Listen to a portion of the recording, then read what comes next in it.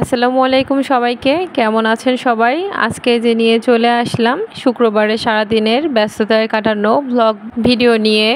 আর আমাদের ব্যস্ততা মানেই তো সারাদিনে যে রান্নাঘরে কাটানো, অর্থাৎ রান্নাবান্না নিয়েই থাকা। আর সেই ব্লগ ভিডিওই আপনাদের সাথে শেয়ার করব। শুক্রবার আসলে রান্নার শেষ হয় না, শুধু রান্না করতে যতটুকু দেরি, একের পর এক খাবারের আবদার থাকেই।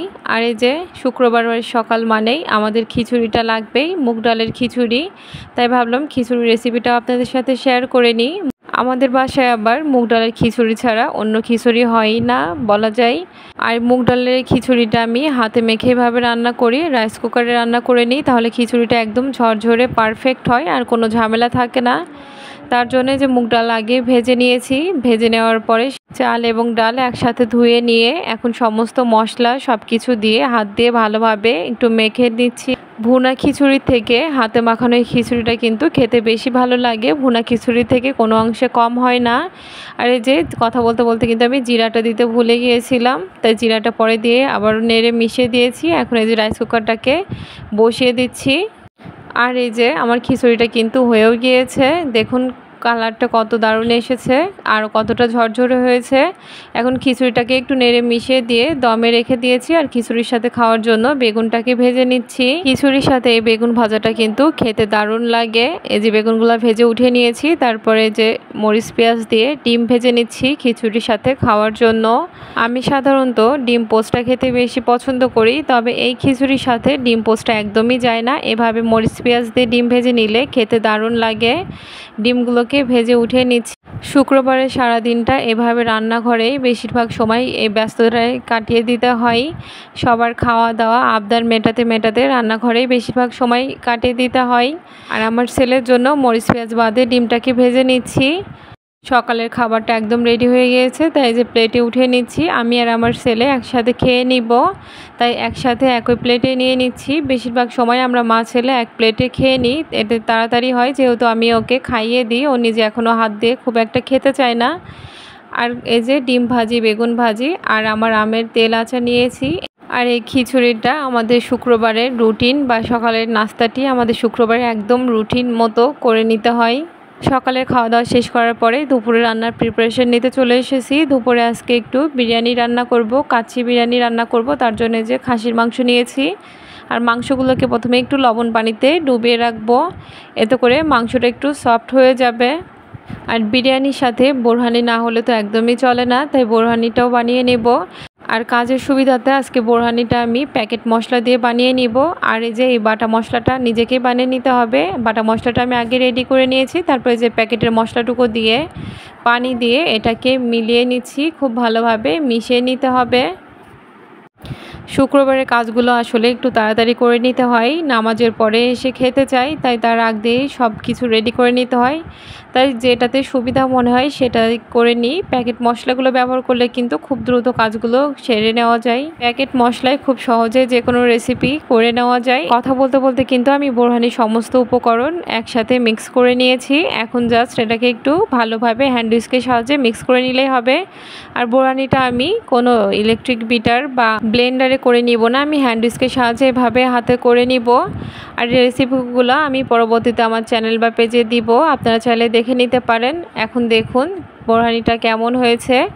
আমি আমার রেসিপিগুলোর জন্য কিছু ক্লিপ নিয়ে নিচ্ছি আর আপনাদেরকেও একটু দেখিয়ে দিচ্ছি। কালারটা কেন জানি না, এক্স্যাক্ট কালারটা বোঝানো যাচ্ছে না, তবে বোরহানিটা কিন্তু দেখতেও দারুণ হয়েছে আর খেতেও দারুণ হয়েছিল। আর এদিকে যে মাংসটা ভিজে রাখা হয়ে গেছে, এখন মাংসটাকে আমি পানি ঝরিয়ে রাখতে দিয়েছি। আর এদিকে আলু এবং পেঁয়াজটাকে ভেজে নিব। প্রথমে যে জর্দা রং দিয়ে আলু ভেজে নিচ্ছি। আলুগুলোকে হালকা কিছুক্ষণ ভেজে নিলেই হবে, 4 থেকে 5 মিনিট ভেজে নিয়ে উঠে নিয়েছি। আর এরপরে পেঁয়াজ বেরেস্তা করে নিব, তার জন্য যে অনেক পরিমাণে পেঁয়াজ দিয়ে নিয়েছি। আর পেঁয়াজ বেরেস্তাটাকে আমি এভাবেই করে নিচ্ছি। তেলের পরিমাণটা কম মনে হচ্ছিলো, তাই একটু তেলের পরিমাণটা বাড়িয়ে দিয়েছি। এখন পেঁয়াজ বেরেস্তা করে নিব। আর কথা বলতে বলতে কিন্তু আমার পেঁয়াজ ব্রেস্তা একদম রেডি হয়ে গিয়েছে। এখন তেল থেকে তেল ঝরিয়ে পেঁয়াজ ব্রেস্তাগুলোকে উঠিয়ে নিব। আর এদিকে আমি টক দই বানিয়ে নিচ্ছি, 1 মিনিটের টক দই। এই রেসিপিটিও আমি পরবর্তীতে আমার চ্যানেল বা পেজে দিয়ে দিব, আপনারা চাইলে দেখে নিতে পারবেন। আমার যে কোনো রান্নায় আমি এই যে ঝটপট এই টক দইটা এভাবে বানিয়ে নিই, 1 মিনিটের মধ্যেই বানানো হয়ে যায় কোনো রকম কোনো ঝামেলা ছাড়া। আর এই টক দইয়ের টেস্টটাও কিন্তু দারুণ হয়। এই যে দেখুন টক দইটা কতটা পারফেক্ট হয়েছে, অনেকটা ঘন হয়েছে। এখন এই যে আমার মাংসগুলো কিন্তু পানি ঝরে গিয়েছে। এখন মাংসগুলোকে ম্যারিনেট করে রাখবো, তার জন্য সমস্ত মশলা নিয়ে নিচ্ছি। যে হাঁড়িতে বা যে পাত্রে আমি বিরিয়ানিটা রান্না করব, কাচ্চি বিরিয়ানিটা আমি যে হাঁড়িতে রান্না করব সেই হাঁড়িতে আমি সমস্ত মশলাগুলো দিয়ে নিচ্ছি। রেসিপিটি আমি পরে ভিডিও আপলোড করে দিব, চাইলে দেখে নিতে পারবেন। সমস্ত মশলা দিয়ে দিচ্ছি। আর আমি আজকে কাচ্চি বিরিয়ানিতে প্যাকেট মশলা ব্যবহার করব, প্যাকেট মশলাও দিয়েছি, তেলও দিয়ে নিচ্ছি, আর স্বাদমতো লবণ চিনি যা যা লাগে সব কিছু দিয়ে নিচ্ছি।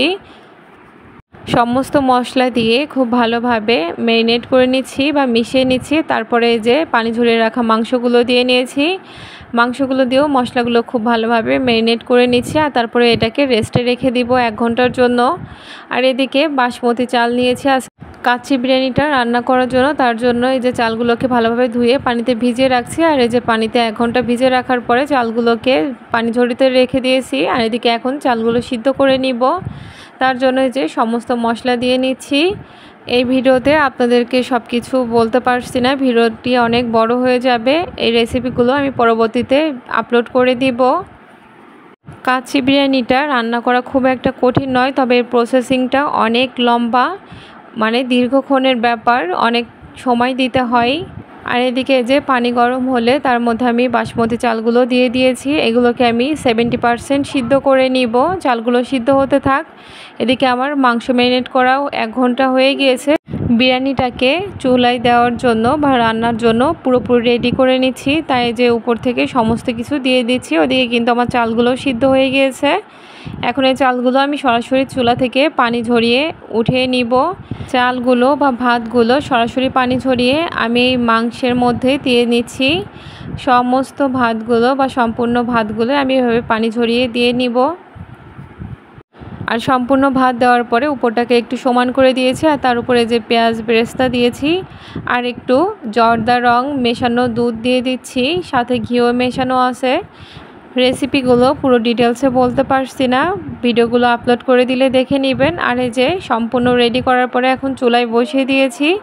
এখন একদম লো হিটে 1.5 ঘন্টার জন্য দমে রেখে দিয়েছি। আর এই যে এক চুলাতে বিরিয়ানিটি হচ্ছে, আর অন্য চুলাতে আমি ডিম সিদ্ধ করতে দিয়েছি বিরিয়ানির জন্য। যে কোনো বিরিয়ানির সাথে আবার আলু আর ডিম এই দুটো জিনিস আমার অবশ্যই লাগবে। মাংসের থেকে এই দুইটা জিনিসই আমার কাছে কেন জানি না বেশি ভালো লাগে। আপনাদের কার কাছে কেমন লাগে কমেন্টে জানাবেন। আর ডিম সিদ্ধ হয়ে যাওয়ার পরে বিরিয়ানিটি আমি অন্য চুলায় বসে দিয়ে এই চুলাতে আমি ফিরনিটা রান্না করে নিব। তার জন্য যে সব কিছু রেডি করে নিয়েছি, দুধ দিয়ে তার মধ্যে গুঁড়া দুধ দিয়ে নিয়েছি। গুঁড়া দুধটা ভালোভাবে মিশিয়ে দেওয়ার পরে এর মধ্যে শুকনো মশলা, এলাচ, দারচিনি আর তেজপাতা দিয়ে নিব। এগুলোকেও ভালো করে মিশিয়ে দিয়েছি। আর তারপরে এই যে ফিরনির জন্য রেডি করে রাখা চালগুলো দিয়ে দিচ্ছি। চালগুলো দিয়ে অনবরত নেড়ে ভালো করে মিশিয়ে দিব। আর তারপরে এই যে চালগুলো সিদ্ধ হওয়া পর্যন্ত অপেক্ষা করব, তবে মাঝে মাঝে নেড়ে মিশিয়ে দিতে হবে যাতে নিচে না লেগে যায়। কিছুক্ষণ পরপর নেড়ে দিলেই হবে। আর এই যে জাল করতে করতে কিন্তু আমার ফিরনিটা প্রায় রেডি হয়ে গেছে, চালগুলো সিদ্ধ হয়ে গেছে। আর এই পর্যায়ে আমি লবণ, চিনি এগুলো সব অ্যাড করে দিচ্ছি। এগুলো দিয়ে ভালো করে মিশিয়ে দিব। আর কালারের জন্য একটু জর্দা রং দিয়েছি, এটা অপশনাল, দেখার সৌন্দর্যের জন্য, যাতে কালারটা একটু ভালো আসে বা পারফেক্ট আসে সেজন্য দিয়েছি। আর আমার ফিরনিটা কিন্তু একদম রেডি হয়ে গিয়েছে। আর একদম সব শেষে দিয়ে দিচ্ছি 1 চা চামচ পরিমাণে ঘি। ঘিটা দেওয়ার ফলে সুন্দর একটি স্মেল বের হবে, আর এতে কিন্তু খেতেও দারুণ লাগবে। আর এই যে আমার কথা বলতে বলতে কিন্তু ফিরনিটা একদম রেডি হয়ে গিয়েছে। এখন চুলাটা বন্ধ করে নামিয়ে নিব। আর আপনাদেরকে পরিবেশন করেও দেখাচ্ছি, দেখুন কেমন হয়েছে। এগুলো আসলে পরবর্তীতে আমার রেসিপিতে দেওয়ার জন্য কিছু ভিডিও ক্লিপ নিয়ে নিয়েছিলাম, আর সেটা আপনাদের সাথেও শেয়ার করলাম। আর এখন এই যে ফিরনিগুলো আমি সার্ভ করে দিচ্ছি, দেখুন কতটা ঘন বা ক্রিমি হয়েছে। আর উপর থেকে কিছু এখন কিশমিশ এবং কিছু পেস্তা বাদাম কুচি দিয়ে নিয়েছি, দেখার সৌন্দর্যে প্লাস খেতেও দারুণ লাগবে। আর এই যে আমার ফিরনির ফাইনাল লুক দেখতে কেমন হয়েছে কমেন্টে জানাবেন। আর সবশেষে যে আমার বিরিয়ানিটাও কিন্তু হয়ে গিয়েছে। এই 1.5 ঘন্টার মধ্যে আমি সম্পূর্ণ রান্না সব কিছু কমপ্লিট করে নিয়েছি। আর এদিকে আমার বিরিয়ানিটাও একদম পারফেক্টভাবে হয়ে গিয়েছে। বিরিয়ানিটা একটু আমি মিশিয়ে নিচ্ছি, উপর নিচে করে সব কিছু মিশিয়ে দিচ্ছি। আমি 1.5 ঘন্টা মতো রান্না করেছি। 1.5 ঘন্টা রান্না করলেই যথেষ্ট। একদম লো হিটে রান্না করেছি, তবে সব কিছুই একদম আলহামদুলিল্লাহ পারফেক্টভাবে হয়েছে। এখন এই বিরিয়ানিটা আপনাদেরকে পরিবেশন করে দেখাচ্ছি। এদিকে ছেলে এবং তার বাবা নামাজ পড়ে চলে এসেছে, তাদেরকে খাওয়ার জন্য পরিবেশন করে দিচ্ছি। এটা আমার ছেলের বাবার জন্য, সে অলরেডি খেতে বসে পড়েছে, তাই ভাবলাম আপনাদেরকেও একটু দেখিয়ে দিই আর তার খাবারটাও রেডি করে নিই। আর এই যে আমার বিরিয়ানির পাশাপাশি রয়েছে ফিরনি আর রয়েছে বোরহানি। বোরহানিটা আমি ফ্রিজে রেখে ঠান্ডা করে নিয়েছি। আর এদিকে রয়েছে 7 আপ বা স্প্রাইট। আর এই ছিল মোটামুটি আজকে দুপুরের একদম বিয়েবাড়ির মতো খাবার। বাসায় যদি এরকম পাওয়া যায়, বিয়েবাড়িতে আর যাওয়ার কি কোনো প্রয়োজন আছে বলেন তো? যাই হোক, আজকের খাবারগুলো দেখতে কেমন হয়েছে কমেন্টে জানাবেন। যেহেতু খাওয়াতে পারছি না, তাই দেখে একটু কমেন্ট করে যাবেন। তো এই দিয়েই দুপুরের খাবারটা হয়ে গেল। আর এখন আমার ফিরনিটা কতটা ক্রিমি হয়েছে ঠান্ডা হওয়ার পরে, সেটাও একটু আপনাদেরকে দেখিয়ে দিলাম। এটা কিন্তু একদমই ঠান্ডা হয়নি, হালকা কিছুটা ঠান্ডা হয়েছে, তারপর আপনাদেরকেও একটু দেখিয়ে দিলাম। আর দুপুরে সব খাবার দাবার সব শেষ করে রেস্ট নেওয়ার পরে সন্ধ্যার জন্য একটু স্যুপ বানিয়ে নিব, তাই যে স্যুপটাকে রেডি করে নিচ্ছি। আজকে চিকেন স্যুপ তৈরি করব। প্রথমে চিকেন স্টকটা রেডি করে নিয়েছি, তার জন্য সমস্ত উপকরণ দিয়ে দিলাম, দিয়ে এখন চিকেনটাকে সিদ্ধ করতে দিব। আর এই যে চিকেনটা সিদ্ধ হওয়ার পরে চিকেনটাকে পানির মধ্যে থেকে বা স্টকের ভেতর থেকে উঠিয়ে নিব। উঠিয়ে নিয়ে চিকেনটাকে একটু হাত দিয়ে ছাড়িয়ে নিব, নিয়ে এই যে দিয়ে দিয়েছি। আর এরপরে সমস্ত উপকরণগুলো একে একে অ্যাড করে দিব। ফুল রেসিপিটি পরবর্তীতে আপলোড করব, চাইলে দেখে নিতে পারবেন। এই চিকেন স্যুপটি কিন্তু তৈরি করা খুবই সহজ, খুব একটা বেশি উপকরণ লাগে না, কিন্তু খেতে দারুণ টেস্ট। যখন তখন মন চাইলে একদম বানিয়ে নেওয়া যায়। আর এই যে সবশেষে ডিম অ্যাড করে দিব। চিকেন স্যুপের মধ্যে ডিমটা কিন্তু খেতে দারুণ লাগে। আর তারপরে একদম শেষের দিকে দিয়েছি কাঁচামরিচ কুচি ও ধনেপাতা কুচি। আর আমার চিকেন স্যুপটা কিন্তু একদম রেডি, এই যে সার্ভ করেও দিচ্ছি।